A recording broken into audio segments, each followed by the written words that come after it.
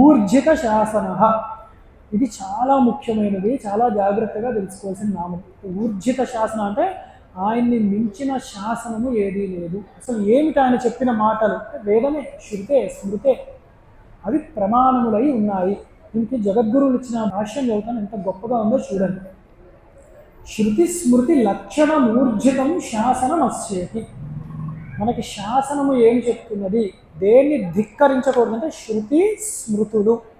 శృతులు అంటే వేదములే. వేదములలో చెప్పబడినవే స్మృతుల రూపములో ఋషులు దర్శించి మనకి ఇచ్చారు. పురాణములు ఇంకా అది ఉపలక్షక న్యాయం. శృతి స్మృతి పురాణానాం ఆలయం కరుణాలయం. ఇది బాగా తెలుసుకోవాలి. ఏం చెప్పారు అంటే, ఎవరైనా కొందరు వేరే వేరే చూసినప్పుడు ఏదో ఇన్స్టిట్యూట్స్ ఉంటాయి, ఇక్కడిక్కడ స్వయం ప్రకట గురువులు, ఇంకా చెప్పాలంటే ఎవరికి వాళ్ళ గురువులు అనుకునే మూర్ఖులు ఉంటారు కొందరు. చాలా విచిత్రం. పాపం వాళ్ళు అనుకోవడం కాదు, ఎవరో వచ్చి వాడి గురువు అన్నాడు కాబట్టి వాడికి వీడు శిష్యుడు అవుతాడు, వీడికి వాడు శిష్యుడు అవుతాడు. అది అక్కడ జరిగేది. అలాంటి వాళ్ళు ఏం చేస్తారు, వేదంలోనో శాస్త్రంలోనో మొట్టమొదట వీళ్ళు చదువుకోరు. అనేక కారణాలు, తెలుసుకునే ప్రయత్నం చెయ్యరు. ఎందుకు? అహంకారం. ఎందుకంటే అప్పటికే 10 మంది వీటి గురువు అంటారు. ఇప్పుడు నేను గురువు అని అంటున్నారు అందరూ, నేను ఫలానా వారి దగ్గర నేర్చుకుంటే ఏమో అవమానమేమో అని నేర్చుకోరు. అభ్యాసము నిరంతరము చేసుకోవాలి. వేదో నిత్యం అధీయతామని చెప్పారు జగద్గురువులు. పఠనము స్మరణ చేస్తూనే ఉండాలి. అలాంటిది చదువు మానేయగా భ్రాంతి ఏర్పడుతుంది. భ్రాంతిలో ఉన్నవాడు నోటికొచ్చింది చెప్తూ ఉంటాడు. ఎవడైనా శాస్త్రానికి సంబంధించిన ప్రశ్న అడిగితే అప్పుడు వీడు ఏం సమాధానం చెప్తాడు? తెలియని వాడు అవి పక్కన పెట్టేసేయండి, అది ఎందుకు మనకి, మన దేవుడు మన గురువులు ఉన్నారు, నేను చెప్పినట్టు చేసేయండి, నేనే పెద్ద గురువు, ఈ పెద్ద గురువు చెప్పిందే మీరు వినేయండి అని ఇలాంటివి చెప్తాడు. వీడు పాడవడం కాకుండా 10 మందిని పాడు చేస్తూ ఉంటారు. తర్వాత ఏమవుతుంది అంటే, వీడు ఒక చిన్న బొమ్మనో విగ్రహాన్నో ఏదో మంత్రమో వీడికి తోచింది, అవేం శాస్త్ర సమ్మతమైన ఏవి ఉండవు, అలాంటివి ఇచ్చేస్తారు. ఇక్కడ ఏమవుతుందో చూసారా, ఎమోషనల్ కనెక్ట్ ఏర్పడుతుంది. ఇది తెచ్చి పెట్టుకున్నాము, ఇప్పుడు దీన్ని పారేయలేము, తీసేయలేము, ఏం చేయాలో తెలియదు. మనవాడు ఏం చేశాడు, ఈ పెద్ద గురువు అక్కడ వేద పండితుల దగ్గరికి వెళ్ళొద్దు అన్నాడు, శాస్త్రం దగ్గరికి వెళ్ళొద్దు అన్నాడు. ఇప్పుడు నా పరిస్థితి ఏమిటి అని ఒక పశువుని కట్టేసినట్టు అలా కట్టేసి కూర్చోబెడతారు వాళ్ళని. ఎంత ప్రమాదం అవుతుంది. రాను రాను వీళ్ళు శాస్త్రాన్ని నిందిస్తారు, దేవతలను నిందిస్తూ ఉంటారు కూర్చొని. అలాగ మెల్లిగా వైదిక సనాతన ధర్మాన్ని నుంచి పక్కకు వెళ్ళిపోతారు.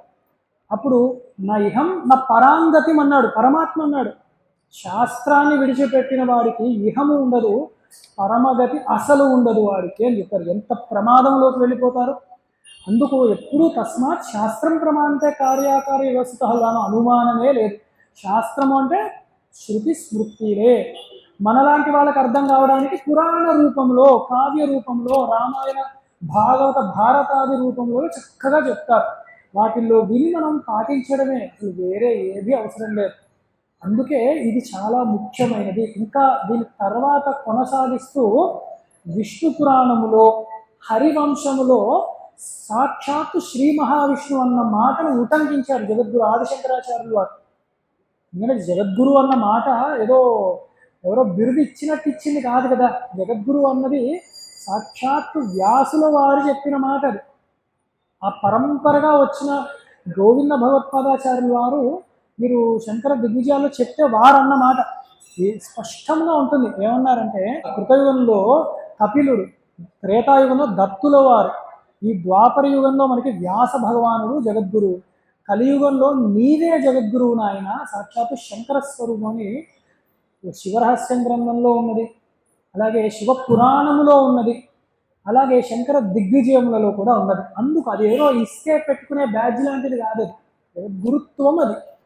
అందుకని అంత గొప్పవారు జగద్గురువు. వారు ఉటంకించిన మాట చెప్తాను నేను, ఎంత ప్రమాణమో చూడండి.